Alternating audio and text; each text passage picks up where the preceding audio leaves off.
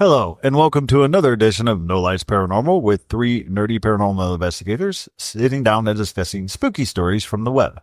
My name is Joe. I'm the lead investigator. My name is Teresa, and I am your researcher. My name is Alex. I am the equipment setter-upper and Slavic witch believer, follower, friend. That was new. Like full confidence going into it, not so much at the end. I don't know. I lost it. It trailed a little. I mean, you couldn't just say Baba Yaga this time. Baba Yaga enthusiast. Yeah, I'll stick that. So, It's way easier. I tried something different. It didn't work. It's fine. That's okay. love that, watching somebody with full confidence saying it with the full chest and then halfway through like this. Just never mind. So, I got a little bit of paranormal news for you heading up the episode here. Spooky news. Yeah, spooky news. So, Thursday, January 23rd, 2025. Say it with me. The new year is almost here. Frightening, isn't it? Fuck that thing. I know, right? It's just another day.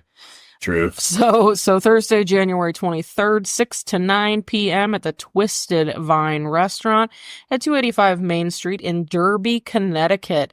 I bring this up because this place has a very, very long paranormal history. Super beautiful building. Highly recommend you take a peek at it. Lots and lots and lots of ghost stories out of this place. And they are doing a paranormal dinner and ghost tour. So you actually get to sit down. It's $55.14 per person. They consider it general admission. There are still 44 tickets remaining. So if you live in that area, get yours now. They're going fast. You get served a full dinner with dessert, and you do a ghost tour of the building. So very awesome. There is the Spirits by Starlight Ghost Tour. So this is interesting because it's actually the Heritage Village Museum. Not a lot of people are super familiar with it, but it is super historical, very beautiful place. It's an entire, quite literally an entire village that is just one big sort of exhibit. Very, very interesting. Not all the buildings were there to begin with. They were all brought in from other places. So the Heritage Village is the only year-round immersive paranormal experience that I'm aware of. They have past and present colliding together as the village performs as a portal for endless supernatural possibilities. And you get to hang out there amidst Neolithic canyon drawings, Native American burial mounds, and see all the interesting pioneer buildings and artifacts voyaged across the Ohio Valley that call the Heritage Village home. For half a century now, strange stories have swirled around us here, and the mythos includes furniture moving autonomously, electrical anomalies, cold spots, disembodied voices, spectral smells and sounds, phantom footsteps, full-bodied apparitions, and much, much more. 18 and up only, admission $35 a person. If you are a museum member or a student, your rate is only $25 per person, and college students must show their valid ID to get that discount. They have got stuff going on in 2025 on January 11th, April 12th, May 10th, July 12th, so on and so forth. Go to heritagevillageCincinnati.org and you can read all about it. So there you go. Actually, I had an interesting thought in there when you're talking about the furniture moving. What if you had a moving company that had ghosts move the furniture? Dude, right? Right? You could bank How do you off keep that. ghosts on your payroll, and what are they interested in Yeah, paid? clearly money's not going to work out. Calm down, Colonial. Trying to afford it. Pay me some Energizer batteries. I just need to drain your batteries. It's cool. Right. Right. Let's You're welcome for see that, Internet. here. Exactly right. Historic Ohio State Reformatory, aka Mansfield Reformatory in Mansfield, Ohio, has a pretty interesting thing going on. January 18th, 2025, 2 p.m. to 1 a.m. That's my kid's birthday.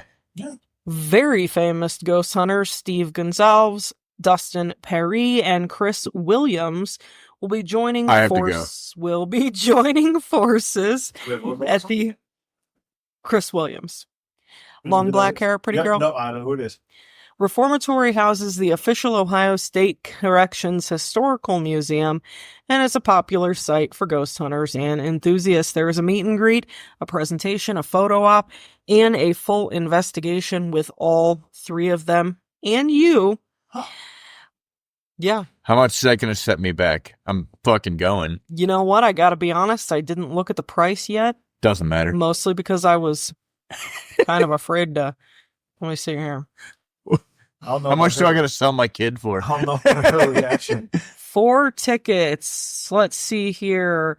Looks like you can pick up tickets anywhere between $50 and $250 a piece. So probably $250 for the probably investigation. $250 for the whole thing and the investigation. Yeah, and it does in fact look like they will be present.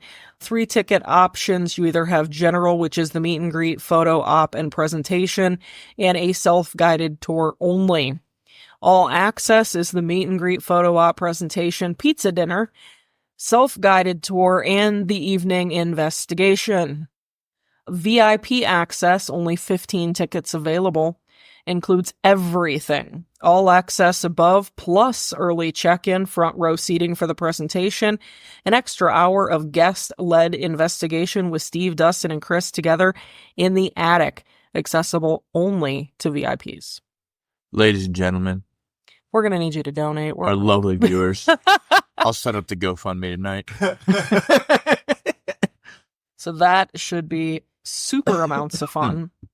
Oh, let's see here. What else? We also have the Paranormal Dinner and Ghost Tour, Thursday, January 23rd, 6 p.m. at the Twisted Vine Restaurant in Birmingham. Includes a buffet dinner and ghost tour. And I am talking Birmingham, Alabama. Let's see here. Real ghost hunt and paranormal investigation at Birmingham's Arlington House will take place Friday, January 17th at 7 p.m. at Birmingham's Arlington House. Investigating the Kellogg House with Adam Berry from Kindred Spirits. That's pretty cool. This event takes place Saturday, January 18th at 2025 at 6:30 p.m. The Summerseat Mansion Paranormal Investigation, Saturday, April 26th. I don't know why I asked it to show me January stuff, and that's not January, but that's okay. The Casper Paranormal Group investigation at 6 p.m. at the Ridgewood Winery Birdsboro. Weird. Ridgewood Winery. Say that 10 times fast. Saturday, January 11, 2025. Eureka Springs Paranormal Weekend. January 31st all the way through February the 2nd. Includes a guided investigation, behind-the-scenes access, seminars, training, and a nightly ghost hunt. And then, of course, you have all of Mansfield stuff that they do all the time.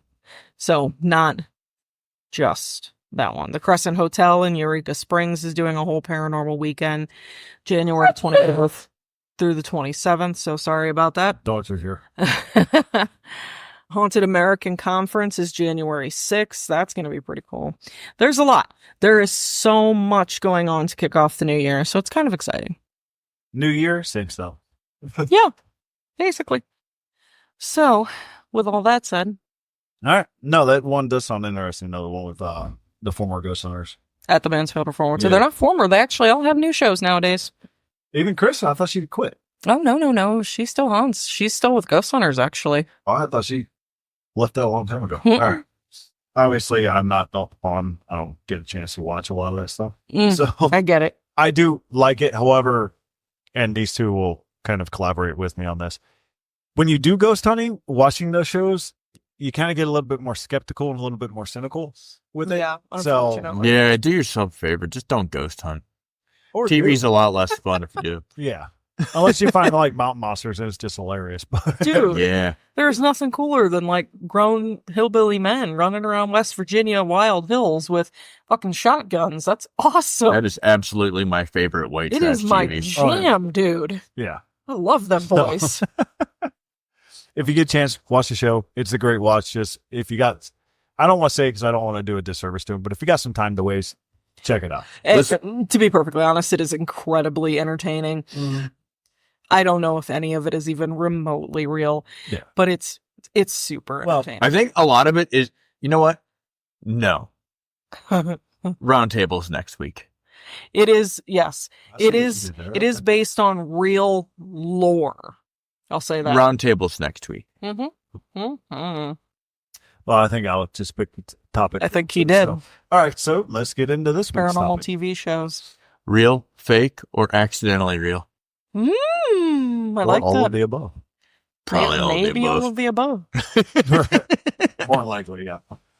So yeah, this week, I guess it was, I don't know, we don't really do a whose week is the week to pick kind of thing. We just kind of like, hey, what are we talking about? And then one person says something, and that's And what we're we like, okay, Yeah, cool. I think one person has an idea, and it generally just goes that way. do. Yeah. But this week I picked it, and I actually picked it last week. It was on prophecies, specifically more about prophecies that were said way back when and are coming true today. However, expanding upon it, which I'm sure we all did, because I'm sure we all saw the pigeonhole that we left ourselves in. Just going off weird prophecies that have been said out there, or famous prophets, I guess is a good word for it, that you could actually, they said something crazy or stupid or it came true. It's just something to talk about. So I went with the latter. Yeah. Because why wouldn't I? Yeah. Well, upon doing the research, when I delved into it in the beginning of the week, right after I came up with it, I didn't want to talk about biblical prophecies because we all grew up with them. We all know them. Not really. A lot of Hollywood movies are based after them. Right. So I didn't want to delve into that. I'm talking about although someone did say something interesting in an article that I read. It was, someone asked why there's no more biblical prophecies. That was an actual question. And the guy who answered it actually had a good way of responding to it that made sense to someone that was not our age. Right. How to respond? I'm curious. I'm listening. He said the reason why there's no more biblical prophecies, and he said, look at it in a term of like movies or comic books. Not to be blasphemous or anything, but the canon's done. The writer is done. So there's no reason why. He's already revealed all of it. I'm going to write a book. It's going to be called The Bible 2. To what? Just 2. Like the number 2. You said that, and that was my first thought. I was like, The Bible 2. It's going to be a bestseller. Don't worry, folks. He's ADHD. He won't finish it. No, I won't even start it. Especially if it doesn't have to be, especially if it has to be as close as long as the first one. Right. No, thanks. I'm out. Well, if you look at it, it depends on which chapter, on which testament. The Old Testament took a while. Yeah, that was a lot. But the New Testament was only over a matter of, 40 years? A lifespan? Yeah, but I'm more referring to the length of the pages. That's a lot of pages. Well, they talked in a lot lengthier thing back then, so we don't begat anything. I'm really not into the 7.5 pages of begatting people. Yeah. They did begat a whole lot of people. Yeah. So I tried to read the Bible once. Put it down real quick. I've read it multiple times. Yeah, when you get to the begatting, it gets up. I did read quite a bit of it later on. I just skipped the begat chapter. Yeah. You got the cliff notes for that if you get the abridged. But anyways, into the prophecies thing. I found this interesting article by Time Life magazine, as a matter of fact. And the actual name of the article, what? Nothing. Oh, you looked off. Spider. I actually had something stuck in my eyeball. All right. The name of the article is seven of the craziest predictions for the future from the past. And it goes on. I'm not going to bore you with the entirety of the article because it is quite lengthy. But it goes on and kind of picks about 7 prophecies that are kind of coming true nowadays. And some of them are like, what the hell was that person smoking? The first one is the future human will be a cyclops. It says, yes, in the distant centuries or millennia, man will be a cyclops. Or they say the Greek word polyphemus. I think that's how you say it. I thought that just meant you had one femur. I don't know. No. He just. A being with one eye only. So said Dr. Thomas Hall a 1933 article about the face of the future. This future eye, explained by this doctor, would be this in the center of the face below a high forehead where the bridge of the nose once rested. The mind's eye. Okie dokie. So he said it back then, meaning an actual cyclops. But the article explains how it became the mind's eye in today's culture. Interesting. Could So be much taking a for leap. peripheral vision. Yes, some might be taking a leap with that. Others, who knows? But he did actually say one thing that was very interesting. And he said the doctor reasoned that the human eye originally evolved to see far into the distance. But as the modern humans read, write, repairs watches, cuts gems, examines pictures, and so forth, the cyclopean peeper would evolve to accommodate those close-range tasks and pastimes. I like that, the cyclopean peeper. I am into that now. Yeah. I'm So it's changing like- my X handle. Right. That's literally what it said, the cyclopean peeper. I love Cyclopean peeper, dragon believer. it. I love it. Yeah, that was by a person in 1933. Huh? The other one, and this one is, as soon as I say the title, you'll be like, oh yeah. Grandchildren of the television age won't be able to read. Yeah. Covering the construction of a new TV station in 1951, Time addressed the potential downsides of newly televised obsessed culture. Our people are becoming less literate by the minute. The writer limited, suggesting that in the zero-sum game of recreational hours, TV would eat up more and more of the time people once spent reading books, thinking thoughts. By the 21st century, our people doubtless will be squint-eyed hunchback and fond of the dark, the writer predicted. But why am I carrying on like this? Chances are that the grandchildren of the television age won't be able to know how to read this. I want to talk about that one for a minute. Because I think they got it wrong. I think they Did they? just point fucking blank got it wrong. When was that one prophesized? 1951. 1951? It really wasn't a prophecy. It was just kind of more a prediction. Well, I think that they were also not, they didn't yet know that the internet would become a thing where So- literally all of your information is. Here's the thing, though. I think they got it right, but they got it wrong. I understand where their derivative would come from there. That said, though, I feel like when television was one of those things that not everybody did or not everybody had access to, everybody wanted it, right? Yeah. I feel like there was a turning of events, and I think, Joe, that when I say this, you'll understand it. Now that everybody has access to it, I will tell you that I have actually probably never seen as many people that are interested in books as I did when growing up when I was a kid. I will go you one further. You might be a little bit correct. They may have gotten it wrong. But overall, I think he was right. I think they were right, but they were wrong at the same time. You know what I mean? Because, yes. They may not be able to read and write like they did in the past in 1951. Let's face it, they had a different way of talking. Different way of talking back then. We don't do that anymore. People don't know how to have conversations with another person anymore. So, in a way, got it wrong, but was spot on. And also, yes, there's a lot of people interested in books, but is it for the sake of understanding what the book is about, or is it just to be cool and reading? Because let's face it, people that grab books just to read them, do they really understand? I think it's a little bit of both. I think Okay. it depends on the person, too. Again, that was a rhetorical question. I also think that it varies in accordance with how a person is brought up and what kind of family they live in. Right. Like, so my kid's in like honors literature class, right? And he's getting like, I want to say an A- in his honors literature class. Like what they're going over right now is like historic Poe stuff. Yeah. Yeah. Well, listen, I'm joking. listen, here's the thing though. You know me. I got like a fucking D in reading, bro. Like I didn't read to save my soul back then. I had better shit to do. Yeah, he Yeah. got that from me. Yeah.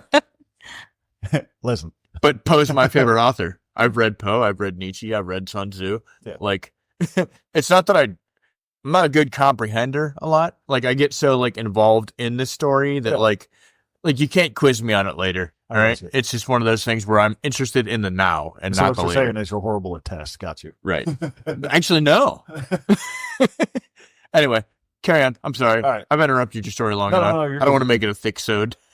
This is another one. This is another one now. As soon as I say it, you'll be like, holy shit.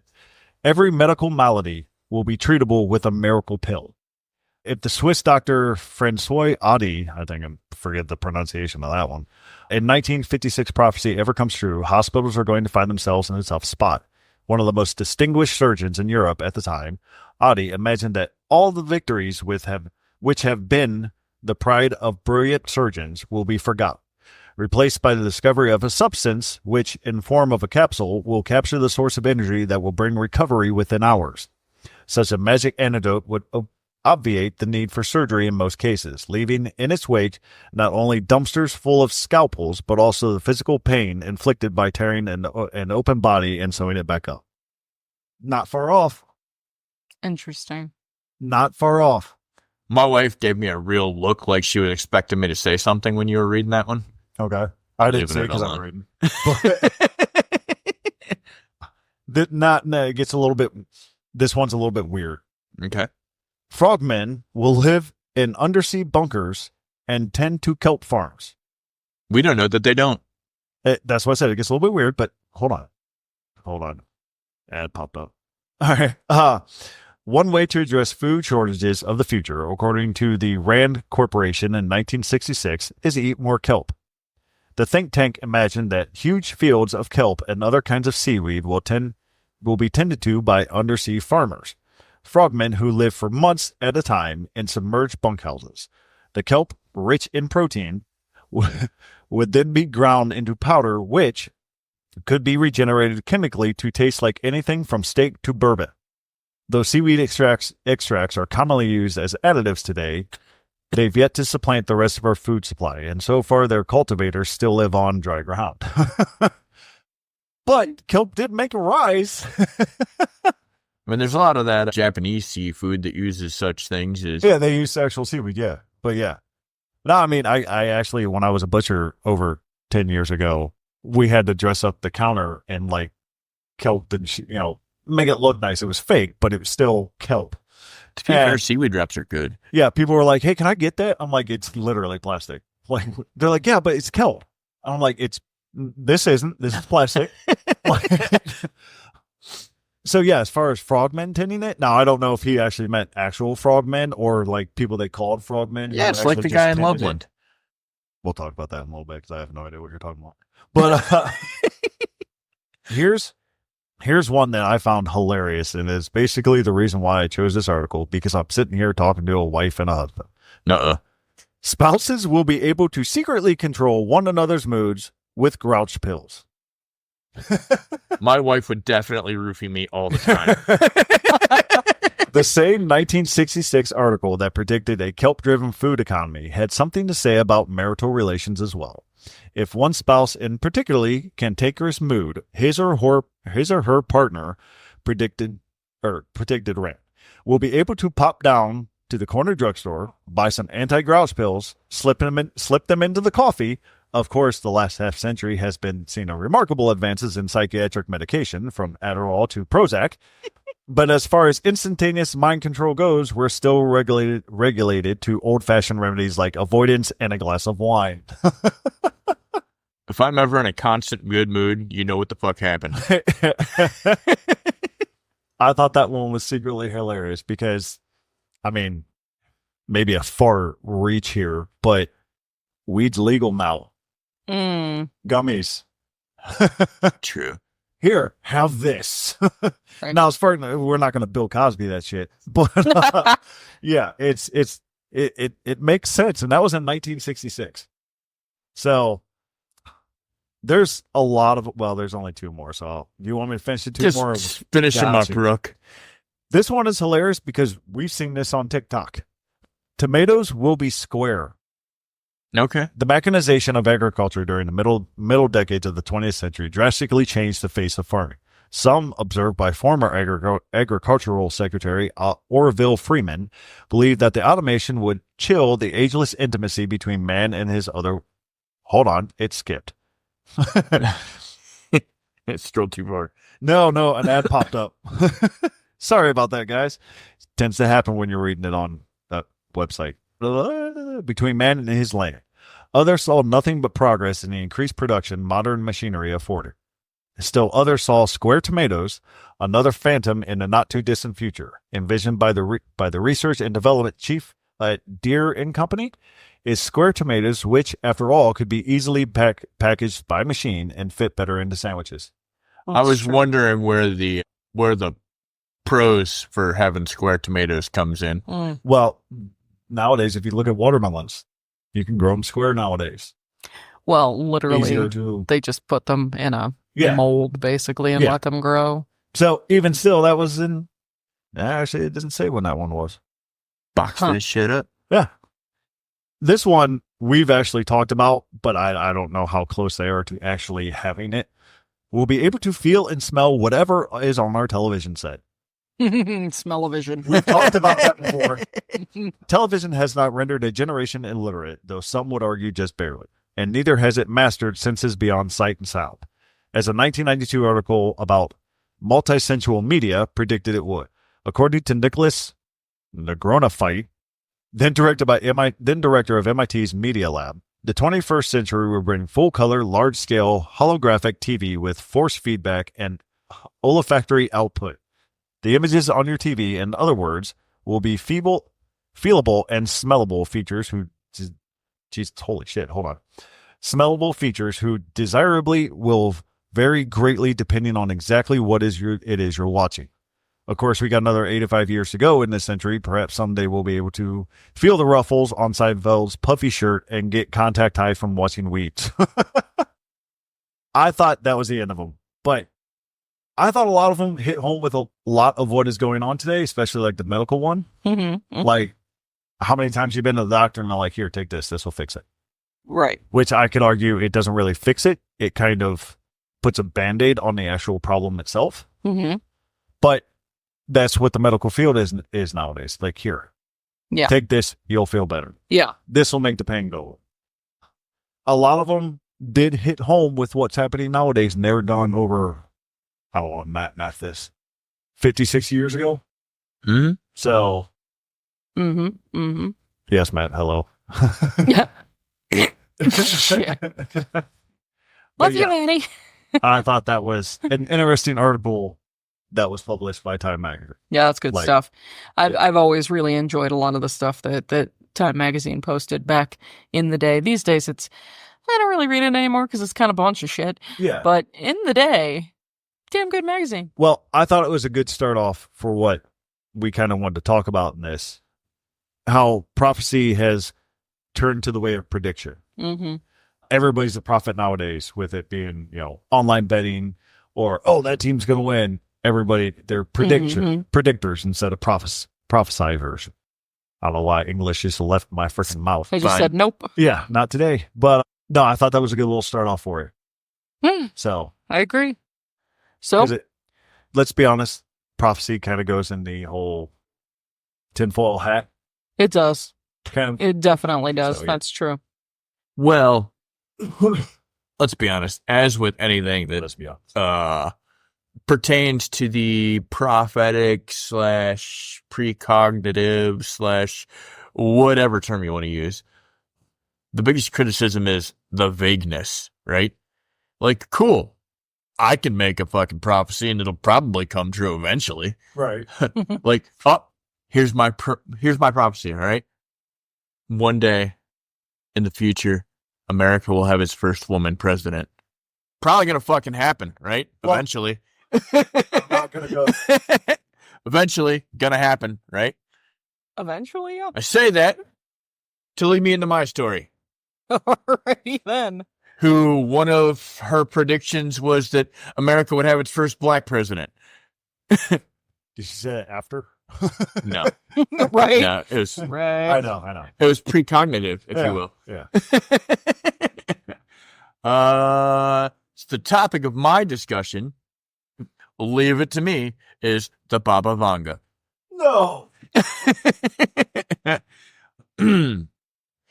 Vangelia Pandeva Gushtarova was Bulgarian, born in 1911.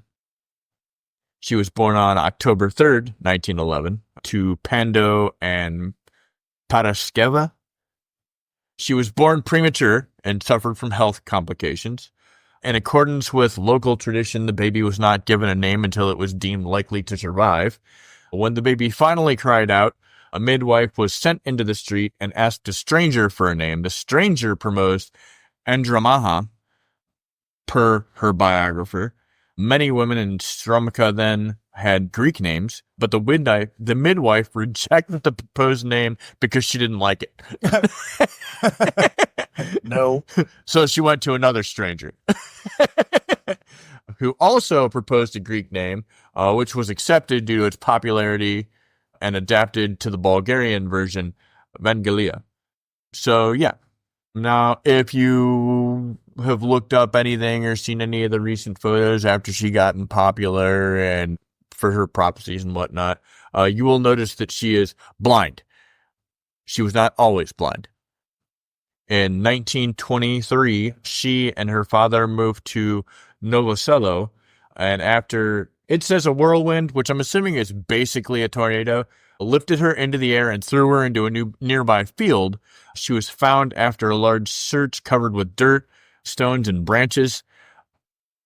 Stoyanova described her as very frightened. Her eyes were covered with sand and dust. She was unable to open them because of the pain. There was money only for a partial operation to heal the injuries she had sustained. This resulted in the gradual loss of her sight. So she was not born blind, but I guess she lived through a tornado that threw her into a field and she became blind. What? All right. Yeah, weird, right? To Oz came back a prophet. Okay. During World War II, Yugoslavia was invaded and dismembered by the Axis powers, and Strumica was annexed by Bulgaria. That time is when Vanga started attracting believers in her alleged ability to heal and soothsay. A number of people visited her hoping to get a hint about whether or not their relatives were alive or dead in the war. And that's kind of where it all spiraled out from there. In the late 70s and 80s, that's when she became widely known in Eastern Europe for her alleged abilities of clairvoyance and precognition. After the fall of communism, including her death in 1996, her persona has remained popular.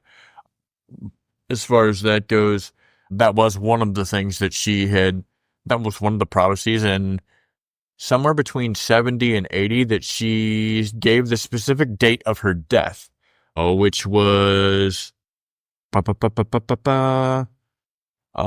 11th, 1996. Okay. Here's the trick, right? Most of you are thinking, yeah, you can kind of control that. She died of breast cancer. It wasn't a suicide or anything like that. So she predicted that she would die. She gave the right day, like down to the actual day, and died of kind of natural causes. Yeah. Which, okay. All right, impressive. So some predictions that were attributed to her by her followers include World War II, the dissolution of the Soviet Union, Czechoslovakia, and Yugoslavia, the Chernobyl disaster, the exact date of Stalin's death, the exact date of Tsar Boris III's death, the date of her own death, the Kursk submarine disaster, Princess Diana's death, the September 11th attacks, the tsunami in 2004, and the election of an African American as the 44th president of the United States. She pegged him as the 44th as well? I wasn't able... President are we on? Barack would have been the 44th. Okay. I don't know that I don't know that part's not like a Cliff's note that was just like added that he was the 44th president of the United States, or if she just said that America would have a black president. I gotcha. One of those things, again, seems like eventually it's going to happen, right? Interesting. But if she pegged it for the 44th, then there you go. So that said, one thing that I found interesting was a list of the Baba Vanga's predictions from the year 2025 to the year 5079 was her last prediction. Huh. So I'm going to go over a couple of the more interesting ones. The first handful of these may in fact happen in my lifetime. It says in 2025, she predicted that Europe would be sparsely inhabited, which may or may not happen. We'll see. In 2028, a new power source is created, world hunger is eradicated, and humans will reach Venus.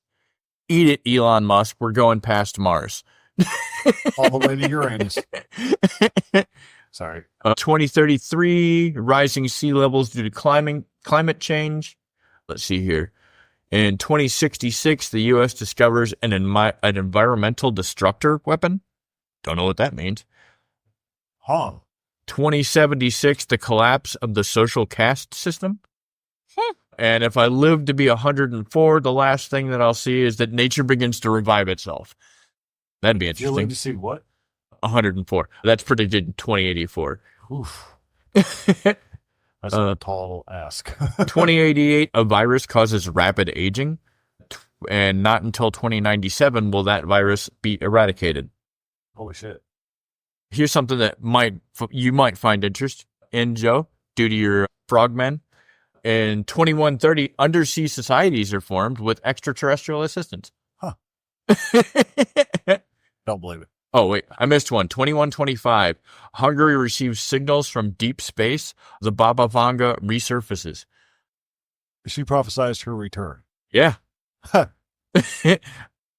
Interesting. In 2154, animals evolved to become more human-like. In what year? 2154. Okay. In 2167, a new religion gained global popularity. Let's see here.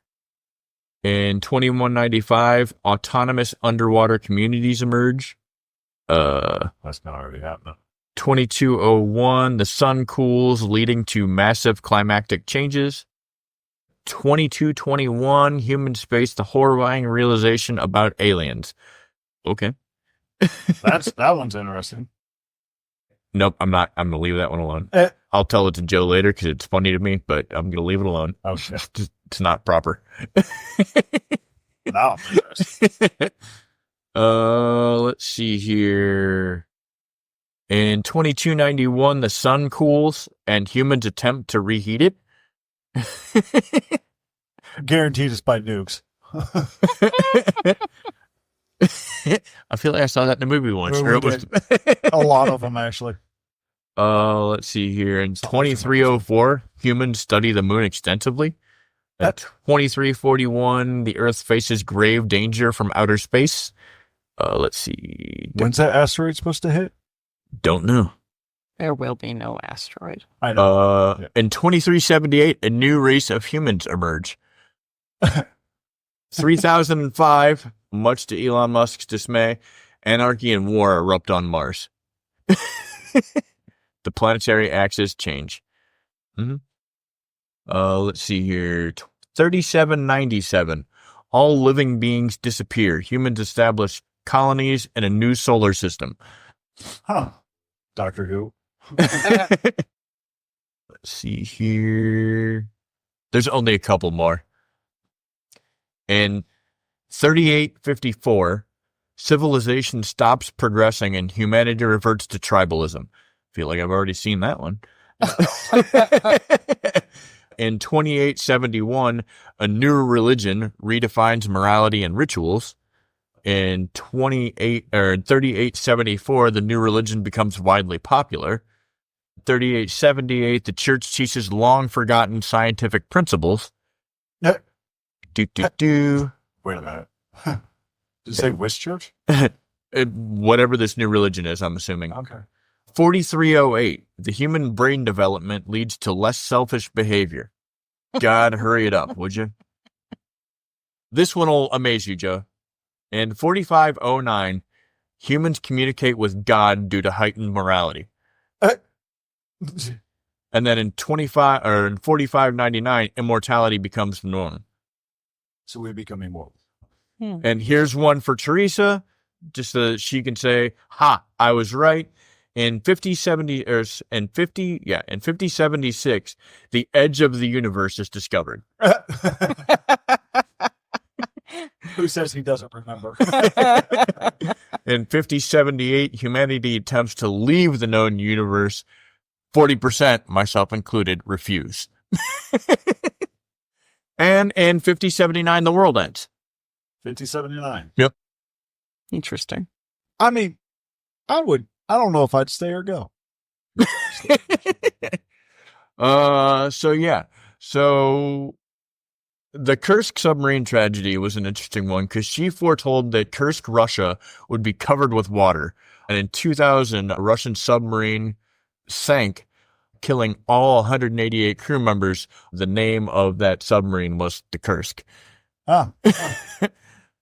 9/11, she predicted this in 1989. She predicted that steel birds attacking America with a description linked to planes striking the two towers. Huh. She foresaw Gandhi's assassination in 1984. So either way, That's some crazy stuff. it's one of those where some of these real, some of them seem to be a lot less vague than others, Well, but a lot of shit's just vague, you know? that's the thing about prophecy, and we've talked about before, but maybe you're getting it from one source when the answer is from another source, and maybe they're crossing or something like that. Yeah, they're vague, but like with the Twin Towers, metal birds, they have a word for airplanes back there. Right. She got the date wrong, obviously, but it still happened. Well, I mean, she didn't put a date to that. Well, what I'm saying is when they say the prophecy or something like that, it's just a vision. Right. As far as I'm understanding. So, yeah, they could be wrong, but vagueness comes in and sometimes they're spot on. And to be fair, at this point, the poor old lady's dead.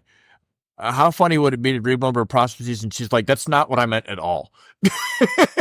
You know what? You'd laugh, but I have thought about that a lot on the histories and even the Bible. Religion, like, that's not what I was like saying. You misunderstood me. You weren't paying attention.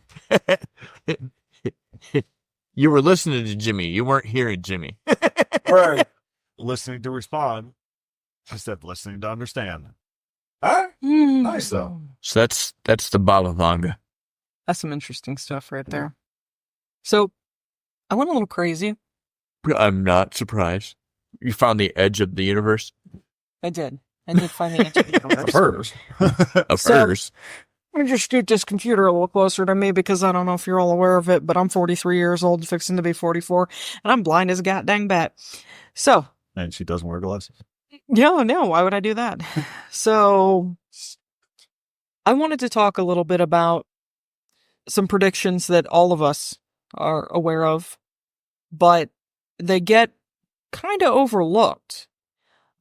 It's very tongue-in-cheek. Okay. Many of these prophecies are probably simply the result of a coincidence or cultural trends or satire of, contemporary issues, etc., etc. But with it having been on air for more than 30 years, The Simpsons Yeah. have made Oh my God. Uh, Here we go. a Not entirely lot wrong, though. of very interesting predictions, and I'm just going to read a few. So, the biggest interesting prediction made by The Simpsons was at season 11, episode 17, Bart to the Future. They predicted that the prediction is that in this episode, it was the year 2000, and Lisa Simpson became president of the United States after Donald Trump's presidency. And interestingly enough, Donald Trump did in fact become the 45th president of the United States in 2016, which, that's insane. Yeah. Absolutely insane. 16 years before it happened, The Simpsons predicted that Lisa would become president right after Donald Trump. And Well, they got one more crack at being right. Well, not who'd have thunk it? to mention, they actually drew up him coming down that escalator after winning the presidency. Waving. Yeah, exactly. Now, first of all, if they predicted that, that's insane. Secondly, if Donald Trump did that on purpose, that's funny as shit. Well, what kicks my ass about the whole thing is that who would have thought that this businessman, that this who would have thought Donald Trump would have even thought of running for president? Well, let's be fair about this, and not to get political in any way, sort of form. he said on multiple things back in the 80s and even in the early 90s when the Simpsons was really big that he had thought about running for president. Right. So- right. No, I agree. I just agree. didn't want to do it. But it would have been, it's interesting. It's an interesting prediction. So the second one, the discovery of the Higgs boson. Interesting, right? So The Wizard of Evergreen Terrace was the name of the episode. It was released in 1998. Homer Simpson is shown writing an equation on a chalkboard that, when analyzed, resembles the formula related to the Higgs boson particle, which then was a fundamental particle in physics and confirmed to exist in 2012 by scientists at CERN. So that's pretty awesome sauce. Yeah. Oh, shit. Agreed. That Homer, of all people, discovered it. He was lost in the donut world. Yeah. Help me, I'm somewhere where I Sugar don't know high. where I am. That's Yes, why. sugar high. Season 6, episode 19, during Lisa's wedding. This episode, released in 1995, Lisa attends a futuristic wedding where people are using smartwatches to communicate. In the real world, smartwatches became widely available in 2010s, most notably with the launch of the Apple Watch in 2015. Which I have on my wrist right now. Some My Galaxy Watch is upstairs. some 20 years No, after it's just not charged. Lisa Simpson predicted it. Yeah. The Shard in London, episode 6, season 6, Treehouse of Horror 4, their Halloween episode in 1995. The Simpson family's house is shown with a futuristic view of London, featuring a building that resembles the Shard, which is a skyscraper in London that was not actually completed until 2012. Yeah. Lisa's Wedding, also season 6, episode 19 from 1995, shows a futuristic device that closely resembles an iPhone. iPhone launched in 2007, revolutionizing mobile phones that very much fit the description of this early Simpsons vision. We're gonna love these ones. The COVID-19 pandemic was predicted by The Simpsons. Yeah. Episode 21, season 4, called Marge in Chains. In this 1993 episode, a flu-like pandemic spreads through Springfield after a shipment of toxic products is inadvertently delivered to the town. People are quarantined and chaos ensues. The global COVID-19 pandemic began in 2019, involving a viral outbreak, quarantines, and significant disruption to daily life. If memory serves, I think they actually had a character of Fauci Mm-hmm. in there too. They did. So Which I thought was stunningly amazing. Let's see here, Treehouse of Horrors episode 19, which was released in 2008. It was season 20, episode 4. A voting machine switches votes from Barack Obama to John McCain. In 2012 U.S. elections, similar reports of malfunctioning voting machines, including machines that misrecorded votes, particularly in Ohio. yeah, which actually came true years later, supposedly. It 100% was true. The 2012 U.S. election was, the voting machines malfunctioned. Yeah. It was a real thing. No, that was Florida. Never mind. Everyone knows this one. In 1993, there was an episode called Sweet Seymour Skinner's Badass Song, featuring a scene where a tiger attacks a magician. In 2003, Roy Horn of Siegfried and Roy was attacked by a tiger during a performance in Las Vegas, leading to his retirement. Yep. The Secret War on Lisa Simpson, season 8, episode 23. The prediction includes a plot where Seymour Skinner, the principal of the school, is believed to have died, only for it to later be revealed that the real Skinner is alive and well, and the man who took his place was an imposter. The true story, in real life, the situation mirrors a bizarre real-world event where the imposter briefly took over a real-life high-ranking position, though not in the same manner. The episode's plotline seems to foreshadow how identities could be swapped or assumed under certain circumstances. There are so many more. Season 23, episode 22, Lisa Goes Gaga, predicted that Lady Gaga appears in Springfield and performs an elaborate concert where she flies into the town on, I don't know, a rocket booster, I think it was. This episode was aired in 2012. In 2017, Lady Gaga actually performed the Super Bowl halftime show where she flew into the stadium via a harness. Is that a funny thought run through my head? Well, if you were dumb. I got one more, and it's a good one. Okay, go ahead. The NSA surveillance. The episode was The Burns Cage, season 20, episode 4. Released in 2008, The Simpsons aired an episode that joked about the NSA spying on citizens through their cell phones.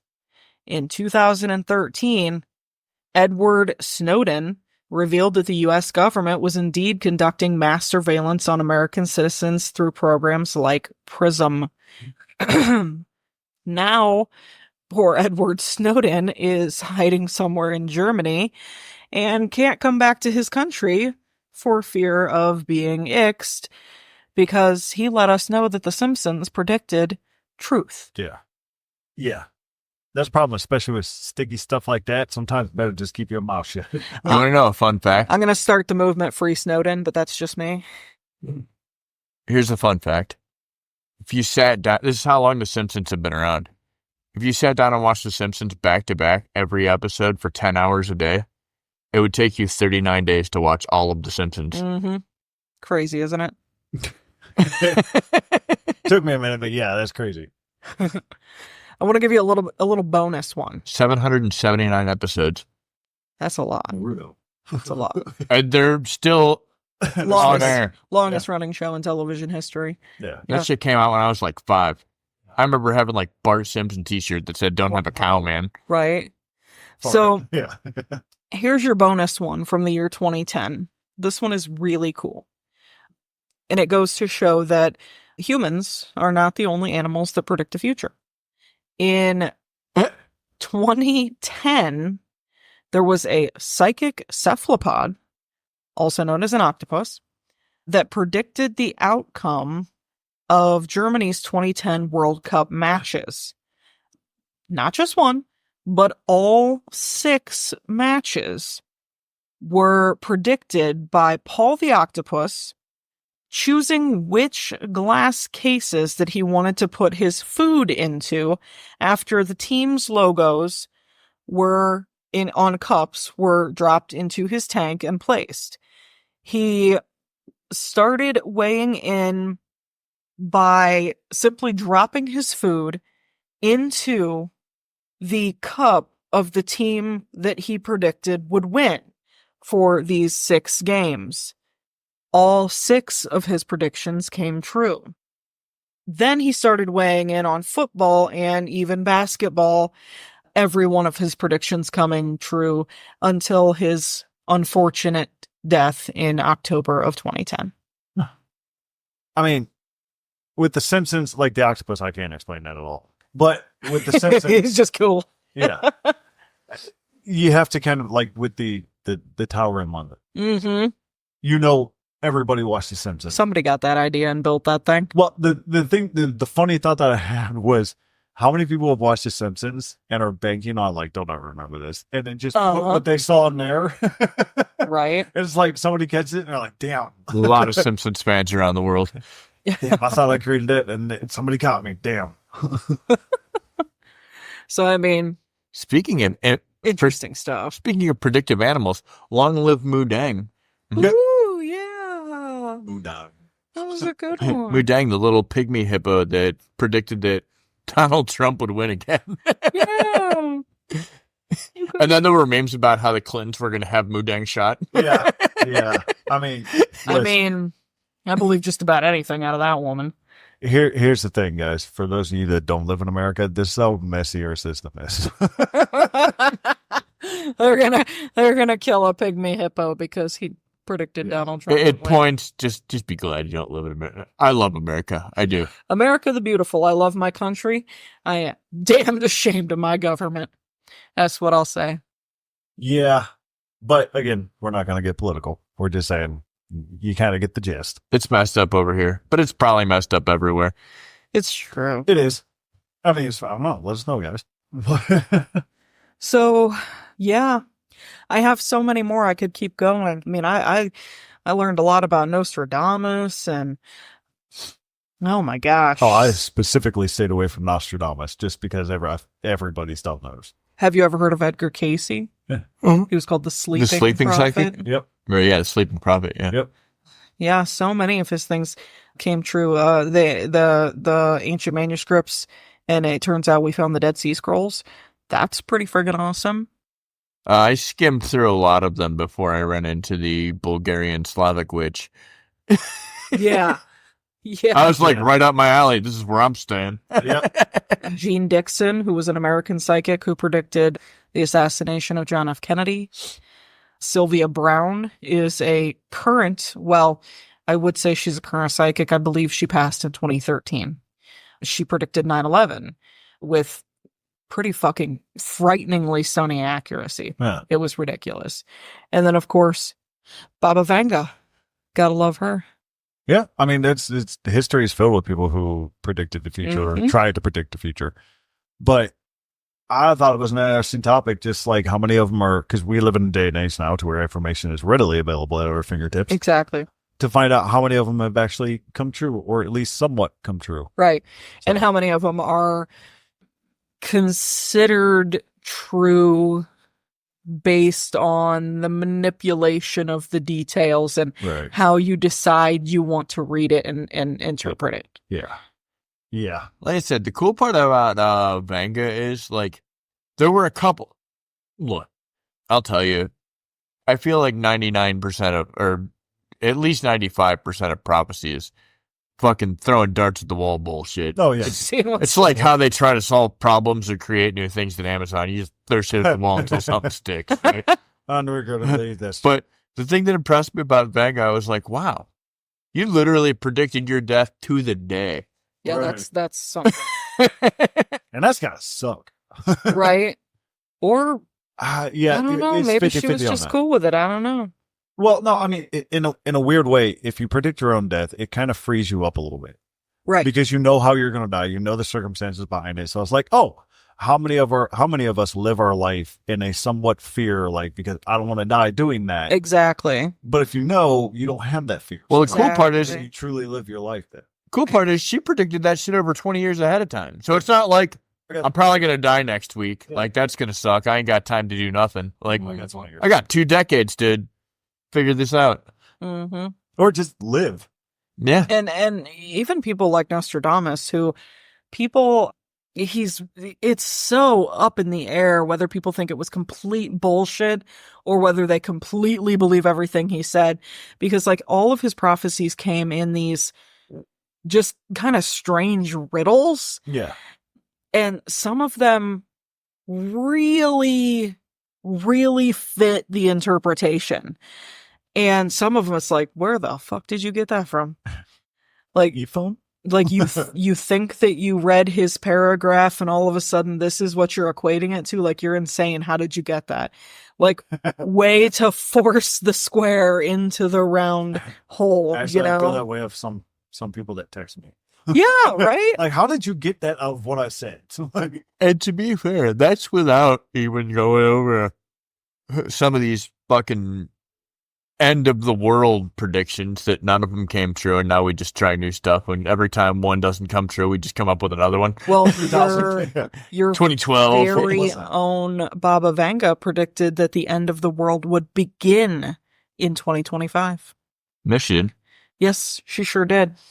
5079. That's what you said No, the world she ends. said- No, that would be the finale. That would be when we are finally extinct.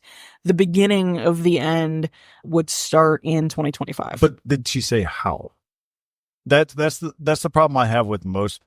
So Some of them are so vague, just like, oh no, this is going to happen. Well, how'd it happen? let me see Oh, if I can They didn't give me that shit. So the instructions didn't come with a manual. She did say, however, that Europe would become predominantly Islamic. Huh? In her predictions, Vanga once cautioned about a major war in Europe in 2025, which would endanger the population and potentially lead to a global apocalypse. She mentioned that Russian President Vladimir Putin would emerge victorious, with Russia dominating the world. Did she actually say him by name? Yes. For the future, Vanga claimed that the end of the world would begin in 2025 with humanity entirely wiped out by 5079. She also predicted that Europe would come under Muslim rule by 2043 and that communism would return globally by 2076. I won't be here for that. So Baba Vanga also foretold Here's that to the hold Earth, not till 2084. right, that the When nature Earth comes would back. encounter extraterrestrial beings by 2025, asserting that these beings would make their presence known. sorry, I can. I can. I'm here for it. That's fine. You're alive. I believe. That's fine. You can believe. I just don't. What's really interesting is Nostradamus actually predicted a It's major Ferengis. European conflict in 2025 as well. So, A European conflict? a major European conflict. Well, I'd say a war would be a pretty major European conflict. But Yep. Mm-hmm. Interesting shit. well, I mean, that's the thing about prophecies, is they make you think. Because yes, as soon as you hear it, you start interpreting it. So that's why I said, did she actually mention Vladimir Putin by name? Because then that's spot on. No, 100% by name, Vladimir Putin. And that was, I mean, how long has he been the president? I have no idea. Nice. Couldn't tell you. I think he became president right after Gorbachev, right? Or no, they had Oh, they- Boris Yeltsin for a while. So I think it was right after Bush, the second. It had to be like right after Yeltsin, but I didn't follow Russia close enough to know when the Looks hell like it was. May 7th of 2000 is when he Sounds first right. I took couldn't tell you. office. God, I just was thinking, like, how old am I that I forgot that? So just sheer curiosity. How do you guys feel about the difference between prophecy and like manifestation? I do 'Cause hold. that's a one of those big popular new age, new hippie terms that I manifesting it. do Yeah. wholeheartedly believe that mind over matter does exist. yeah, look at the Simpsons. I believe a lot of that was probably I'm 50-50 on it. Look, I've tried to manifest a lot of shit and it didn't work. But it's So- just you. It's not enough power. it's just you, it's not the Simpsons. I don't They seem to have yellow skin like the Simpsons. That must be it. You don't have a beehive of blue hair. right. Yeah. You're not popular enough for Lady Gaga to be like, hold my beer. Hold my beer and watch me fly. Blah, bitches. So yeah, it's some interesting shit. Interesting shit. I don't know who's right, who's wrong, who's sideways, who's on drugs, but one way or the other, it's some interesting shit. No, there is no right and wrong, in my opinion. It's all in how you look at it, how you interpret it. But either way, we would absolutely love to hear everything there is to know about you guys and what predictions you found fascinating. And if we missed some that were really cool, tell us about them. You can post them right on our Facebook at No Lights Paranormal. You can post them on our X at No Lights Para, P-A-R-A. Or you can just email us if you don't want to, put it out there at nolightsparanormal@gmail.com. Also, don't forget to watch our videos on YouTube at No Lights Paranormal, where you can see unedited, uncut, unenhanced videos of our surveillance during live paranormal investigations. Which I know one person is watching it right now. What's up, Andrew? Hey, Not my nephew. The Oh. guy at work. wrong guy. I like Andrew. Well, Andrew's in some of them, so Yeah, Andrew's in a not the few. guy at work, your Yeah, nephew. my nephew. Well, hello, Andrew at Amazon. And Nice my to meet nephew. you. So yeah, say hello, guys. We want to hear. We love you all. Yep. Thank you so much for all of your support. We really appreciate you. And I'll see you next week. Yeah. And don't forget the 28th of this month, we will be at Cafe Rewind. Yes, indeed. His band. Yep. So we should all, if you live in the Akron area, go down Cafe Rewind. Let's watch Andrew. He is a member of our team. Let's watch him play some music. I'm into it. Why not? Yeah. I'll be there for sure. And So- 21st is my birthday, so that's kind of cool. Right. So for me, to you guys, Exactly. one thing I will say is we appreciate you guys staying with us. We hope that you enjoy these recently sideways topics, really. If you were here for the ghosts, well, we got a round table next week, so you're not going to get ghosts next week. But we'll get back to it after that. We'll That throw in doesn't some mean you're not ghosts. going to get ghosts. There's going to be some crazy shit. I mean, it's okay. Spoiler alert, it's going to be kind of ghosty next week, even though we're going to be talking about paranormal TV, Which is ghosty. which is ghosty. I mean, it's paranormal. It's encompassing of everything, It in is. my opinion. So, Mhm. We're going to have fun, guys.